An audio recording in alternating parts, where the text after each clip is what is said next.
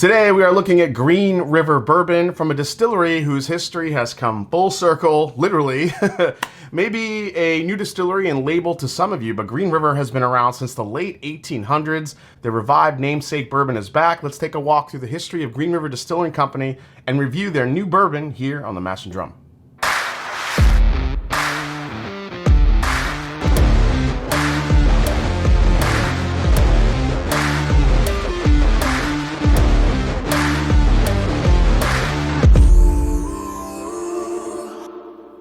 What's up, folks? I'm Jason C. from the Mash and Drum. Today we are talking Green River Distilling Company. For the first time in more than a century, Green River Distilling Company in Owensboro, Daviess County, Kentucky has returned.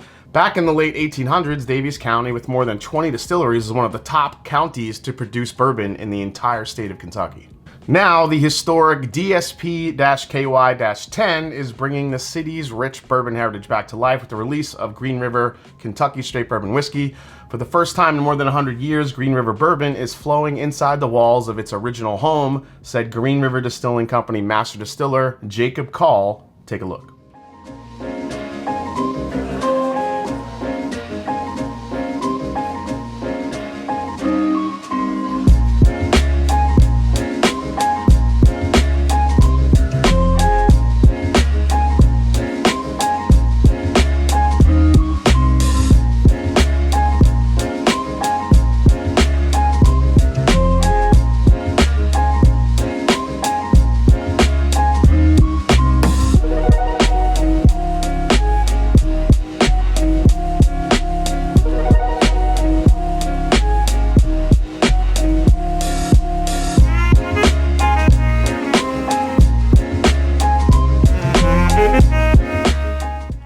Alright, so like the true nerd I am, I'm gonna dive into the history a little bit, but if you want to skip to the review, hit the timestamp in the description of the video to go straight to the review.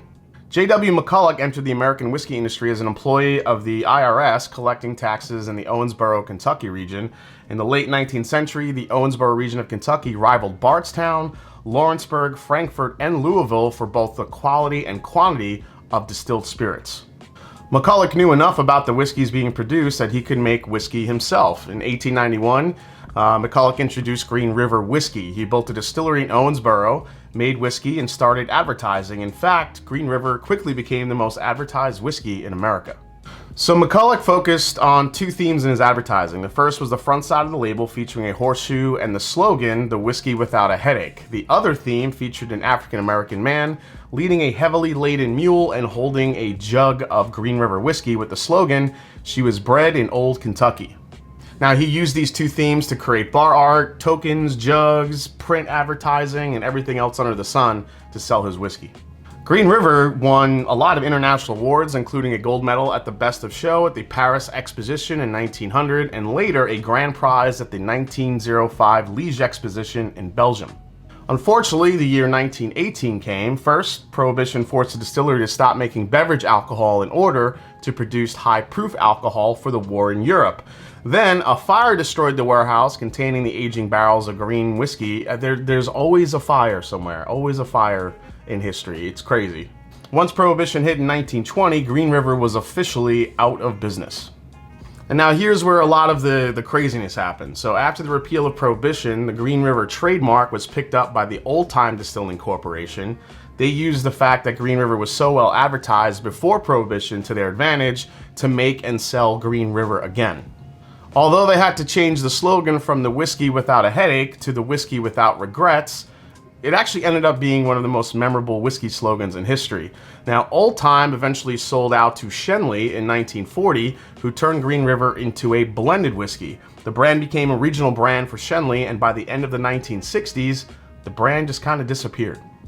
Now, the distillery changed hands again a couple times before it became the O.Z. Tyler Distillery for a brief time, before finally coming back around to be called Green River Distilling Company as we know it today.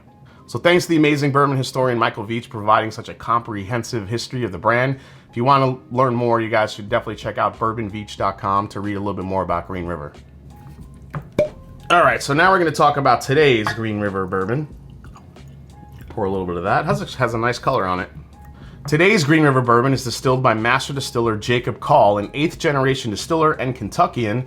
Call's family distilling history stretches back to the earliest days of bourbon when his ancestor Samuel Call distilled whiskey on his Kentucky farm in the late 1700s.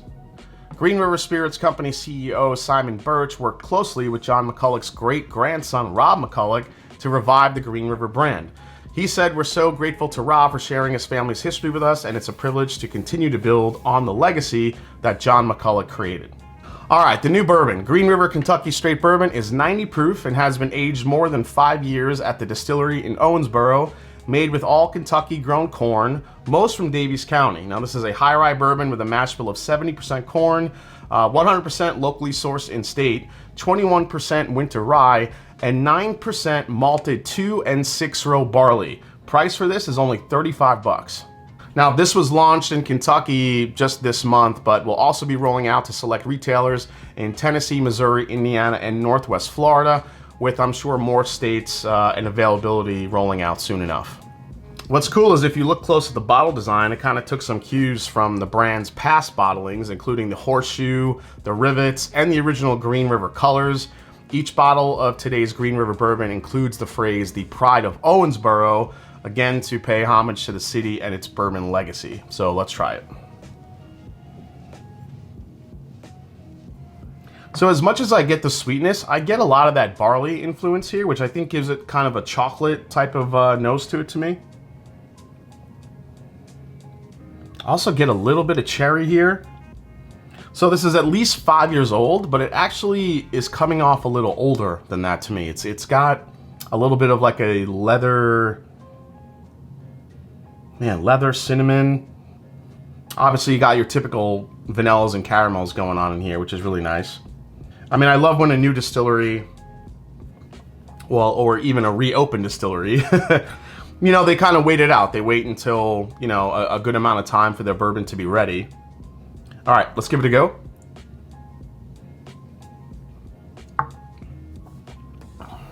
I love the high rye, I tell you that. I like how spicy it is. I love the hint of chocolate, cherry, vanilla. Even pick up a little bit of oak there too, even for, you know, something a little bit over 5 years old. It's not just sweet, it's not just spicy, provides a nice balance. Man, $35.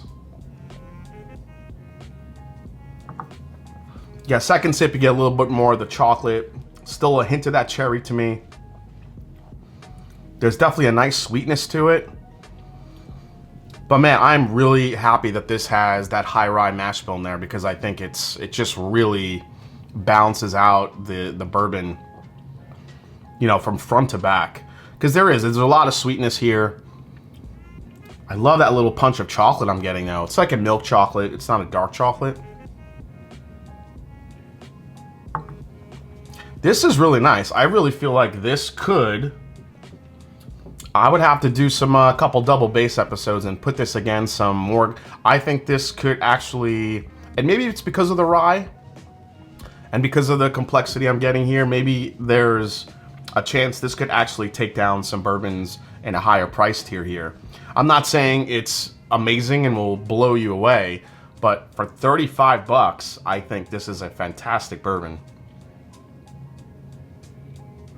All right, the more you sip it, the more the 90 proof factor, you know, starts, you know, coming to the forefront.